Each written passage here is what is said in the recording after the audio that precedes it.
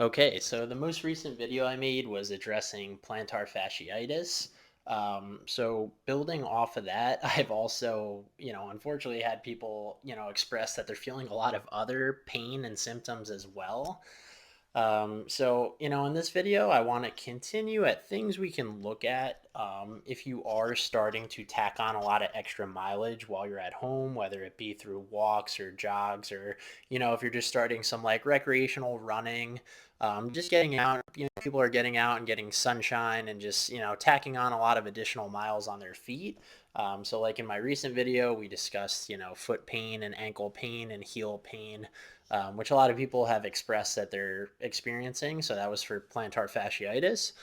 So today we're going to move more into, looking at pain in the back and the hip and the knees, and talk about, what dysfunctions may be causing that. So you could, I'm going to give you some exercises and some screens you could kind of do on your own to try to, find some dysfunction within yourself, whether it be, throughout the core or, stabilizing at the hip. So we're going to look at some different tests and exercises you could do to try to balance yourself out to try and prevent unnecessary pain and overuse, things that you might be feeling.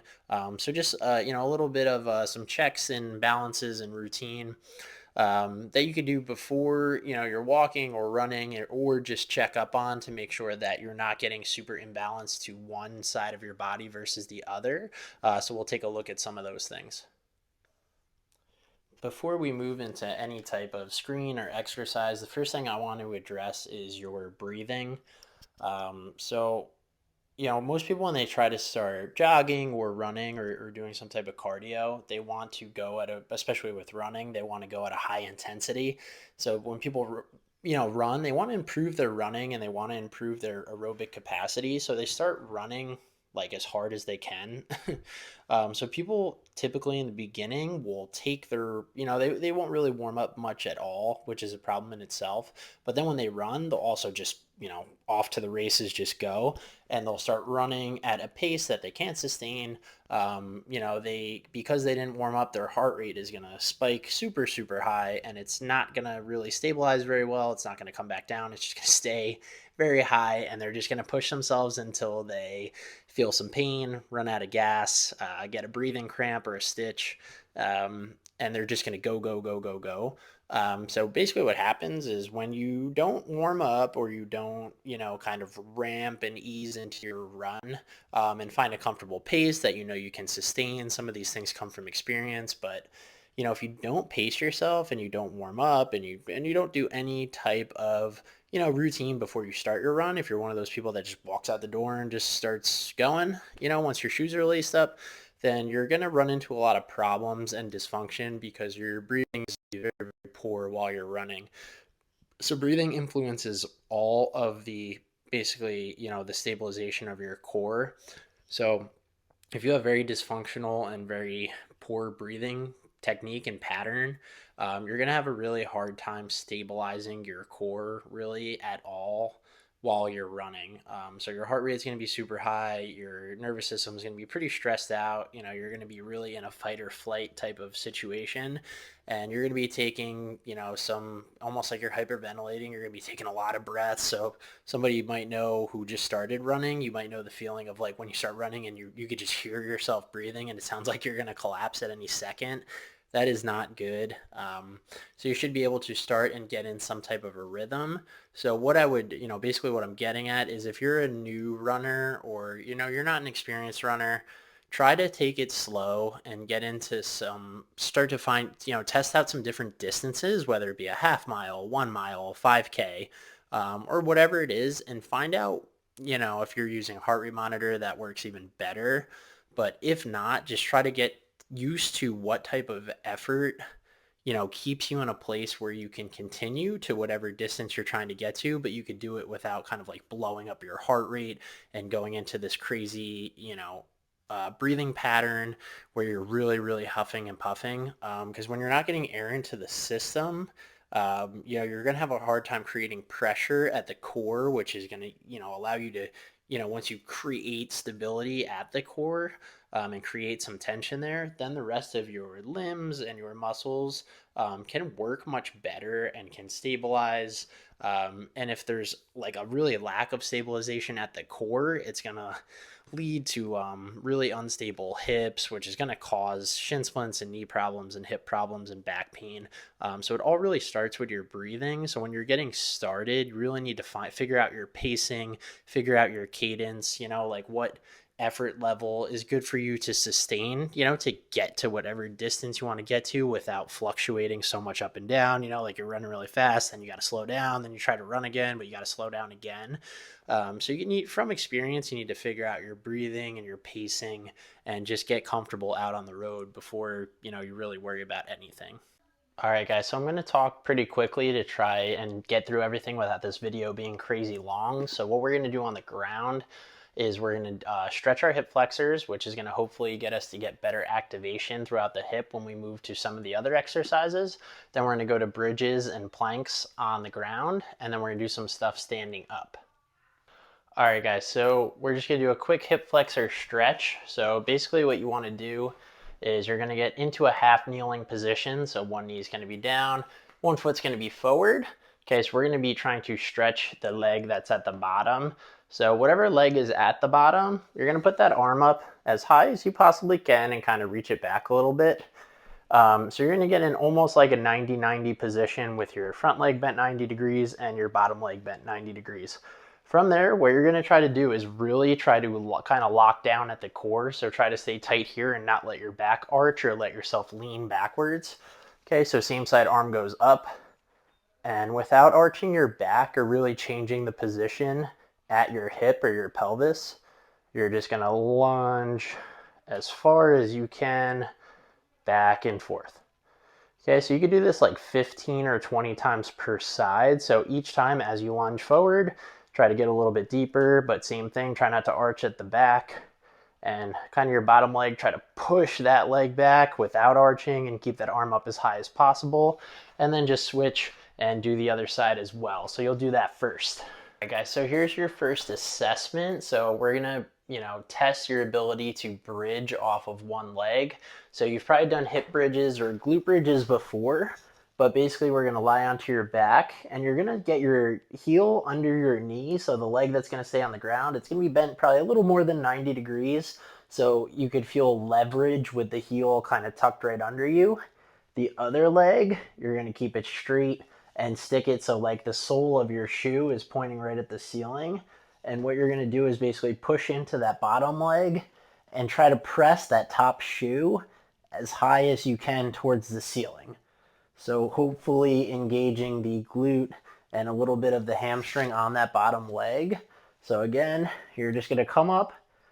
So you could come down and up a few times and eventually just try to hold and see how challenging it is for you to hold this position with your hips up as high as possible, pushing that top shoe up towards the ceiling. What you're going to do is then test the other side. So you're going to switch.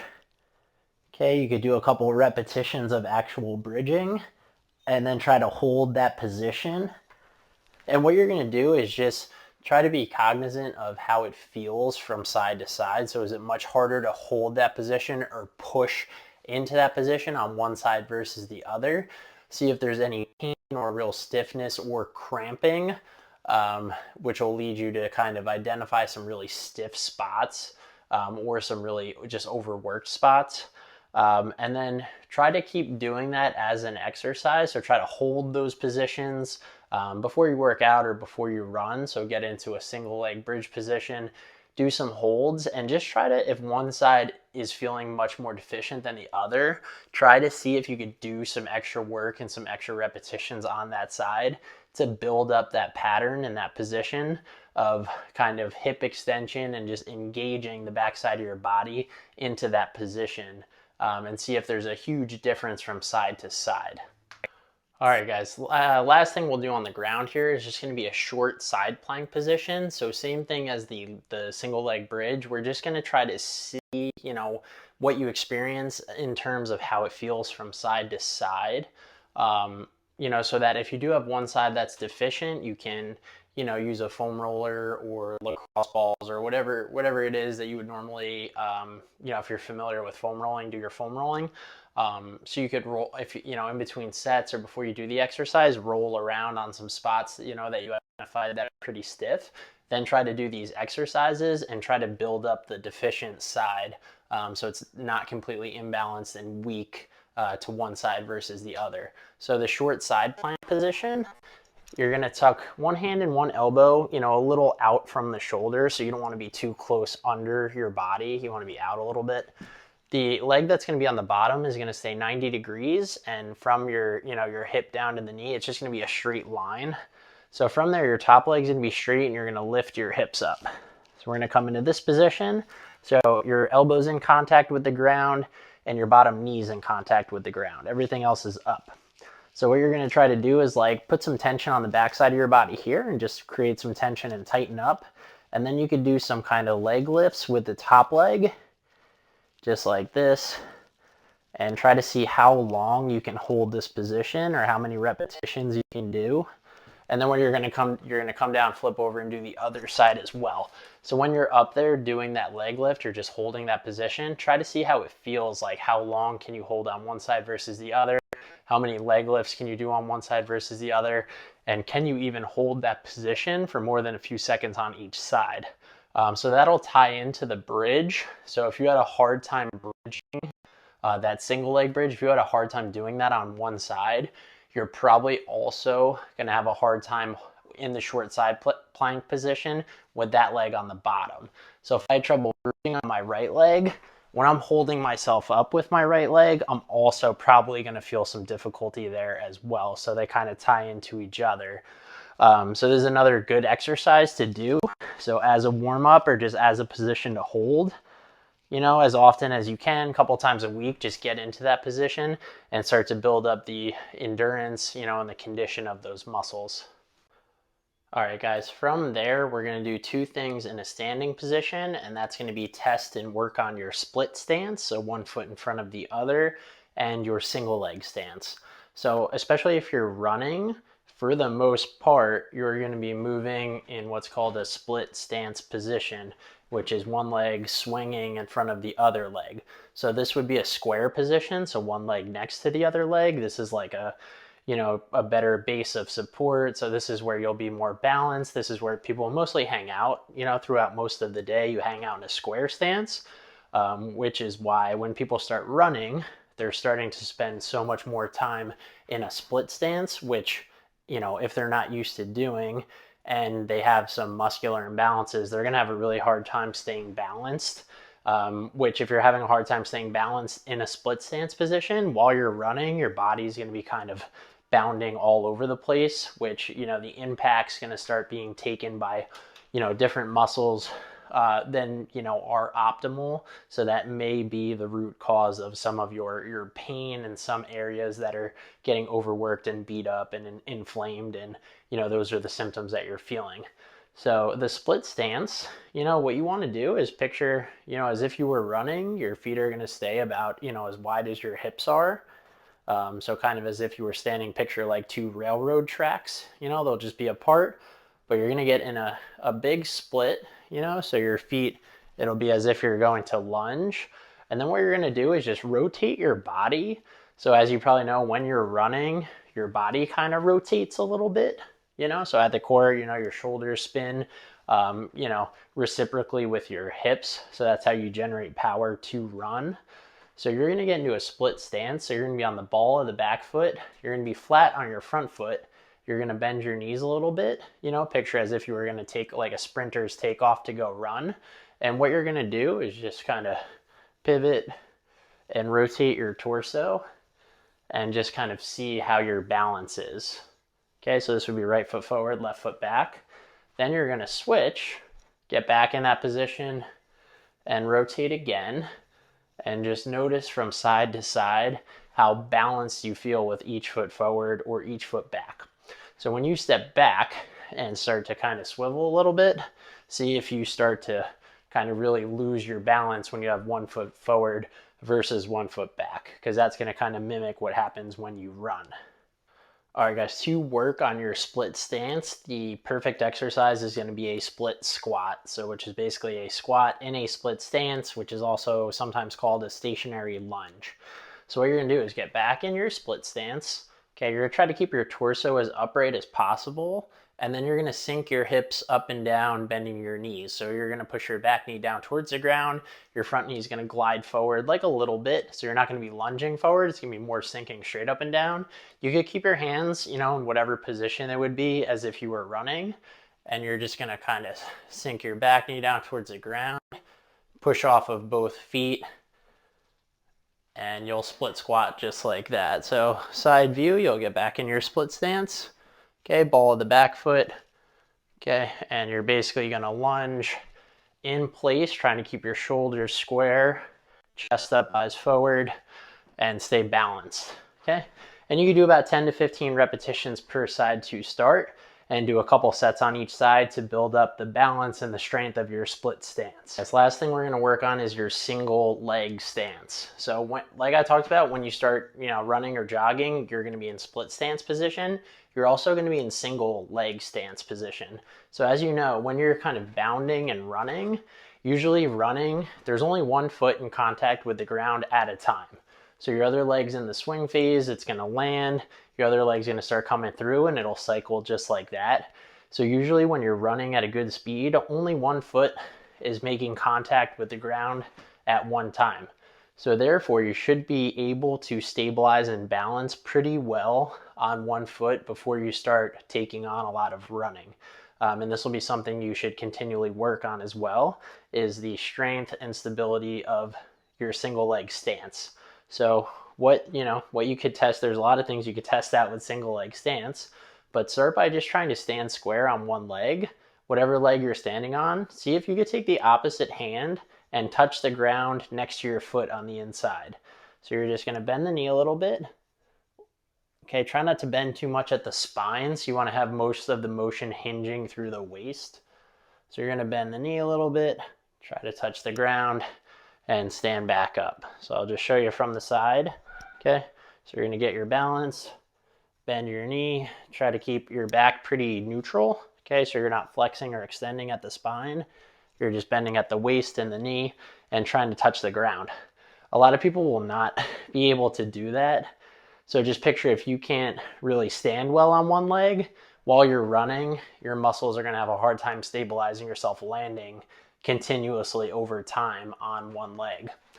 So that's a little test you could do. If you can't touch the ground, see if you could just kind of touch your shin and stand back up and try to work your way towards the ground. So the exercise to work on this, the stability of your single leg stance, would be just a single leg reach. So just like I said, you're going to stand on one leg. And if you're having trouble in the beginning, like I'm going to use my bed right here, you could just stand on one leg and try to reach and touch your bed or a chair or the wall.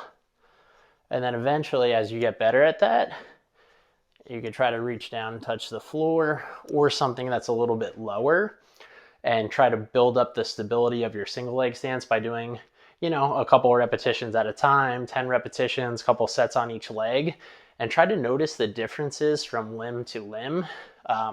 And like I've said with all the other exercises, whatever leg is deficient, try to work on that leg, and while not also losing strength in your other limb.